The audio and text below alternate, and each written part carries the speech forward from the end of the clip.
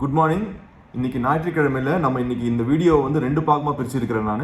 ஒன்று, நம்ம இந்த போன 7 நாளில் நம்ம என்னென்ன வீடியோஸ் ஹெல்த் ரிலேட்டடாக வீடியோஸ் நான் போட்டதை வந்து இந்த ரீகேப் பண்ணுறேன். ரீகேப்னா ஒரு ப்ரீஃபாக வந்து என்னென்னலாம் சொல்லியிருக்கேன்னு சொல்லிட்டு குயிக்காக சொல்கிறேன். அடுத்த பாகம் வந்து வாழ்க்கையில் வந்து நம்ம ஒருத்தவங்களும் ஒரு டிஃப்ரெண்ட் ஸ்டேஜஸில் இருக்கிறோம். சில வாழ்ந்த மனிதர்கள், வாழ்ந்த பெரிய பெரிய லீடர்ஸ், அவங்க சொன்ன கருத்துக்களை ஷேர் பண்ணுறேன். இன்றைக்கி வந்து அப்ரஹாம் லிங்கன் சொன்ன ஒரு கோட் பற்றி ஃபர்ஸ்ட்டு நான் ஷேர் பண்ணுறேன். ஸோ முதல் பாகத்துக்கு வருவோம். முதல் பாகத்தில் வந்து நம்ம இந்த வாரத்தில் ரைஸ் அப்படின்றத ஸ்டார்ட் பண்ணோம். RICE, அதில் எல்லாருக்கும் நிறைய ப்ரோக்ராம் பார்த்தவங்க தெரியும். RICEன்ற வந்து ரெஸ்ட், ஐஸ், கம்ப்ரெஷன், எலிவேஷன். எந்த இது வரும் ஒரு முதலுதவி. எப்போ வீட்டில் அடிப்பட்டாலும் சரி, ரோட்டில் அடிப்பட்டாலும் சரி, இந்த ரைஸ் ஃபாலோ பண்ணிங்கன்னா ஹாஸ்பிட்டல் போய் சேர்ற நேரம் வரைக்கும் ஒரு பெரிய கோல்டன் ஹவரை நம்ம சேவ் பண்ண மாதிரி இருக்கும். அந்த ரைஸ்ன்ற வீடியோஸை நீங்கள் யாராவது பார்க்கலன்னா பாருங்கள். நெக்ஸ்ட்டு, எலும்புக்கும் வங்கிக்கும் என்ன சம்மந்தம், எப்படி நம்ம பேங்க்கில் வந்து பணம் போடுறோம் எடுக்கிறோம், அதே மாதிரி நம்ம எலும்புக்கு கால்சியம் நம்ம சாப்பிட்றது மூலிமா அதை போடுறோம், அதே மாதிரி வெளியிலையும் எடுப்போம் அப்படின்றத பற்றி நான் டிஸ்கஸ் பண்ணியிருந்தேன். 3வது, கால்சியம் திருட்டு. கால்சியம் திருட்டுன்னா நம்ம சாப்பிட்ற உணவில் வந்து நம்ம recommended daily allowance, daily dosages நமக்கு கிடைக்கல அப்படின்னா உடம்புல இருக்கிற அந்த உறுப்பு மற்றதெல்லாம் வந்து சேர்ந்து ஒரு சின்ன திருட்டு மாதிரி எலும்புலேருந்து வந்து கால்சியமை வந்து ரிப் ஆஃப் பண்ணிடுது, இறக்கி கொண்டு வந்துட்டு ரத்தத்துக்கு அப்படின்றத பற்றி டிஸ்கஸ் பண்ணியிருந்தேன்.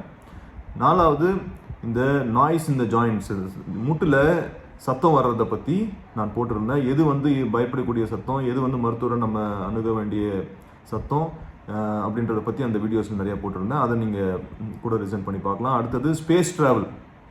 விண்வெளி வீரர்கள் வந்து போனால் இப்போ கிராவிட்டியை விட்டு, புயல் சக்தியை விட்டு நம்ம பூமியை விட்டு எட்ட போகும்போது புயல் சக்தி இல்லைன்னா போன் எந்தளவு வீக் ஆகுது அப்படின்றத பற்றி நான் டிஸ்கஸ் பண்ணியிருந்தேன்.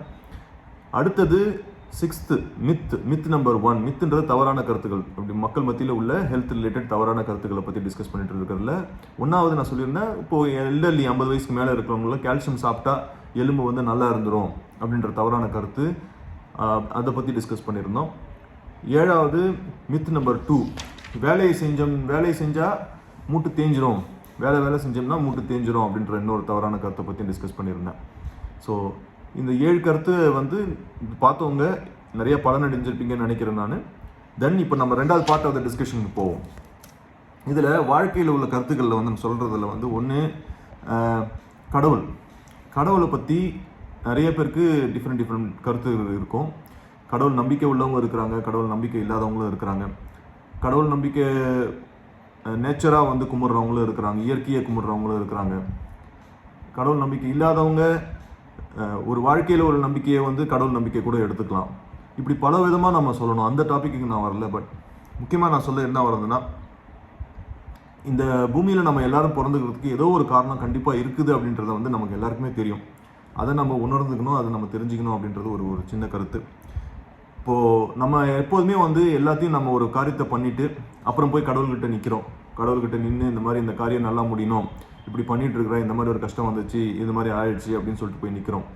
அதை விட நம்ம கடவுள் என்ன நமக்கு பண்ணணும்னு நினைக்கிறாரோ அதை போய் பண்ணிட்டா கரெக்டு, இப்போ பண்ணிட்டா நல்லது, ஏன்னா அது கண்டிப்பாக கடவுள் பக்கம் இருக்கிறது வந்து கரெக்டாக தான் இருக்கும் அப்படின்ற வகையில் நம்ம யோசித்து பார்க்குறதும் ஒரு நல்ல விஷயம். இதுதான் அப்ரஹாம் லிங்கனும் சொல்லியிருக்கிறாரு. அப்ரஹாம் லிங்கன் வந்து உங்களுக்கு எல்லாரும் தெரியும், அது வந்து 16th யுனைடெட் ஸ்டேட்ஸ் பிரசிடெண்ட்டாக இருந்திருக்காரு. இப்போ நான் அவரை பற்றி ஒரு ப்ரீஃபாக நான் விக்கிபீடியாவில் பார்த்தேன், உங்கள்கிட்ட சொல்லணும்னு சொல்லிட்டு. அவர் கிட்டத்தட்ட வெறும் 4 வருஷம் தான் வந்து பிரசிடெண்ட்டாக இருந்திருக்கிறதா போட்டிருக்கிறாங்க. 1861 1865 65 வந்து அவர் அசாசினேஷன் பண்ணி சுட்டுக் கொல்லப்பட்டார். அவர் 4 வருஷம் தான் பிரசிடெண்ட்டாக இருக்கார். One of the greatest president. இந்த உலகமே வந்து ஒரு பெரிய ஒரு லீடரை வந்து பற்றி இவ்வளோ பேசுகிற ஒரு மனுஷன் வந்து 4 வருஷம் தான் ஒரு பிரசிடெண்ட்டாக இருக்காரு. நான் நினச்சேன் நிறைய டைம் பிரசிடெண்ட்டாக ஆயிருப்பார் அப்படின்னு நினச்சேன். பட் 4 வருஷம் தான் இருந்திருக்காரு. அவர் வந்து ஒரு முக்கியமான பர்சன். இந்த ஸ்லேவரி, அமெரிக்காவில் உள்ள அடிமைத்தனத்தை வந்து அபாலிஷன் பண்ணதில் ஒரு முக்கியமான பர்சன். இன்னொன்று, சிவில் வார் டைமில் அமெரிக்காவை சிவில் வார் நடக்கும்போது நார்த் சவுத்துன்னு US வந்து டிவைட் ஆகிடுச்சு, ஸ்லேவ் பேஸ்ட் பண்ணி. அப்போ வந்து US லீட் பண்ணி கண்ட்ரியை வந்து ஒரு நல்ல எக்கனாமி கொண்டு வந்ததும் அவர் ஒரு முக்கியமான நபர். அவர் என்ன சொல்கிறாருன்னா, my concern is not whether God is on our side, my greatest concern is to be on God side, for God is always right. So இதை நீங்கள் இன்னொரு விதமாக பார்க்கலாம், ஆன்மீக விதத்துலையும் பார்க்கலாம். இப்போ மதர் பாண்டிச்சேரியில் பார்த்தீங்கன்னா அவங்க தர்ஷன் டே அன்றைக்கி அவங்க வீட்டுக்கு போகிற அலோவ் பண்ணுவாங்க. அதில் நீங்கள் படிக்கட்டு ஏறி போகும்போது ஒரே ஒரு வார்த்தை தான் போட்டிருக்கோம், கிளிங் டு ட்ரூத். உண்மையை பற்றி கொள்ளுங்கள் அப்படின்னு போட்டிருக்கோம். ஸோ நம்ம வந்து அந்த ட்ரூத் ஃபைண்ட் பண்ணி அதை நோக்கி இருக்கிறதுல நம்ம கான்சென்ட்ரேட் பண்ணணும். இதை இன்னொரு விதமாக ஸ்ரீ ராமகிருஷ்ண பரமஹம்சர் சொல்கிறாரு, எப்படி வந்து ஒரு குட்டி குரங்கு வந்து அம்மாவை வந்து அப்படியே பற்றிக்குதோ கட்டிமா, அது மாதிரி நம்ம கடவுளை வந்து பற்றிக்கணும், அது ஒரு மெத்தடுன்னு சொல்கிறாரு. அந்த விதம் வந்து அதுவும் ஒரு நல்ல விதம் அப்படின்றத பற்றி ஒரு சின்ன கருத்தை இந்த வீடியோவில் பதிவு பண்ணுறேன். எல்லோரும் இந்த சண்டே வந்து என்ஜாய் பண்ணுங்கள். இந்த ஆஸ்க் டாக்டர் நவீன் இந்த கமெண்ட்ஸில், இந்த வீடியோஸ் கீழே கமெண்ட்ஸில் கொஷின்ஸ் எழுதுங்க. நான் அந்த ஒரு கொஷின்ஸும் வந்து நான் ஒர்க் பண்ணுறேன், ஒரு நல்ல வீடியோவாக வந்து பண்ணுறதுக்கு. அதை வந்து இந்த மாதிரி டெய்லியும் இல்லாமல் ஒரு 2 வாரத்துக்கு ஒரு தடவையாக அதை நல்லா ப்ரீஃபாக நல்ல டீட்டெயிலான எக்ஸ்ப்ளனேஷன் பண்ணி ஒரு வீடியோஸாக நான் போடுறேன். Have a good day. இந்த வீடியோ உங்களுக்கு பலனாக இருந்ததுன்னா லைக் பண்ணிங்கன்னா ஷேர் பண்ணுங்கள், சப்ஸ்கிரைப் பண்ணுங்கள். உங்கள் ஃப்ரெண்ட்ஸ், நண்பர்களுக்கும், உங்கள் ஃப்ரெண்ட்ஸ்க்கும், உங்கள் relations, சொந்தக்காரங்களுக்கும் பகிர்ந்துங்க. All the best. Have a good Sunday. Enjoy a good time with the family.